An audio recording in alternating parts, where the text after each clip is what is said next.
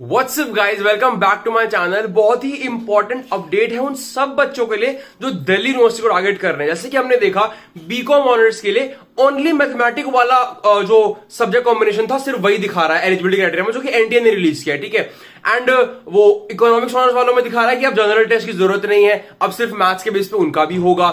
ऐसे ही बहुत सारी एलिजिबिलिटी लास्ट ईयर से डिफरेंट दिख रही है, सिलेबस भी बहुत डिफरेंट है। तो देखो, अभी तक दिल्ली यूनिवर्सिटी ने अपना इन्फॉर्मेशन बुलेटिन नहीं रिलीज किया है। कोई कारण होगा इसके पीछे, कुछ वो चेंजेस लाएंगे। अभी मैं ये श्योरली नहीं कह सकता, कोई भी ये श्योरली नहीं कह सकता कि अगर आपके पास मैथ्स नहीं है तो आप बीकॉम ऑनर्स नहीं कर सकते, अगर आपके पास आपने मैथ्स नहीं लिया तो इको ऑनर्स नहीं कर सकते।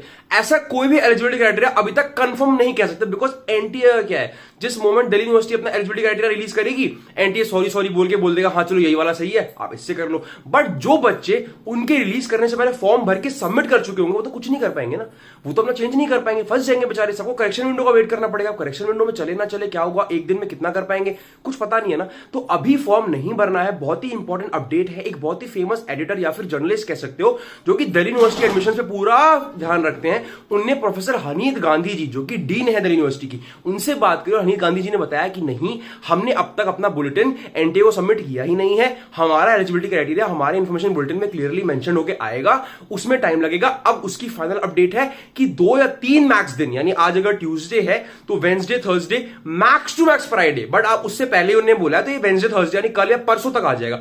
तो उसको पूरा पढ़ के सब कोर्सेज की एलिजिबिलिटी क्राइटेरिया मैं खुद बताऊंगा। देखो, एनटीए और दिल्ली यूनिवर्सिटी का क्या है ना, बड़ा ही कॉम्प्लेक्स रहता है। लास्ट ईयर भी क्या हुआ, 4 से 5 लाख बच्चों ने अप्लाई किया था, दिल्ली यूनिवर्सिटी ने रजिस्टर किया था, लेकिन जब एक्चुअली में काउंसलिंग शुरू हुई ना, सिर्फ 1.5 से 2 लाख बच्चे ही बचे, यानी 1.5 से 2 लाख बच्चे। सोचो 2-3 लाख बच्चों के एप्लीकेशन कैंसिल हो गए। क्या कारण रहे होंगे? कुछ के सब्जेक्ट मैपिंग में कैंसिल हो गए, कुछ के पेमेंट इश्यूज आ गए, कुछ का कोई इशू आ गया, कुछ का डॉक्यूमेंट मैच नहीं हुआ। तो अननेसेसरी बहुत सारे इशूज होते हैं। तो एनटीए और दिल्ली यूनिवर्सिटी बहुत स्ट्रिक्ट है अपनी चीजों को लेकर। एनटीए गलतियां भी करता है, फिर भी स्ट्रिक्ट है कि हमने तो ये बोला था पहले से, आपने क्यों नहीं देखा उनकी एलिजिबिलिटी क्राइटेरिया। वहां लिखा भी हुआ है कि यूनिवर्सिटी का एलिजिबिलिटी क्राइटेरिया जरूर चेक कर लीजिएगा।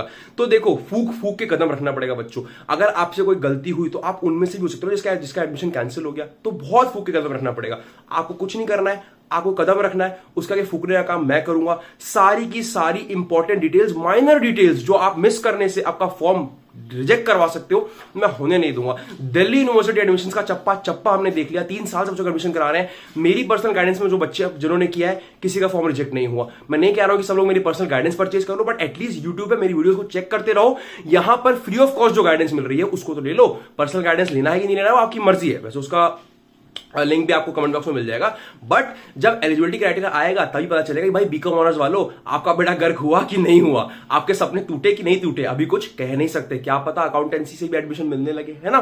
फिलहाल फॉर्म सबमिट मत करना, मैं हूं, सब कुछ बताऊंगा, एंड तक साथ दूंगा, आपका रास्ता दिल्ली यूनिवर्सिटी तक क्लियर करके आपको ले जाऊंगा। ठीक है, चैनल को सब्सक्राइब कर लो, बेल आइकन दबा लो, अपडेट आते ही बताऊंगा। अभी फॉर्म नहीं भरना है, वेट कीजिए। Okay, all the very best, bye bye.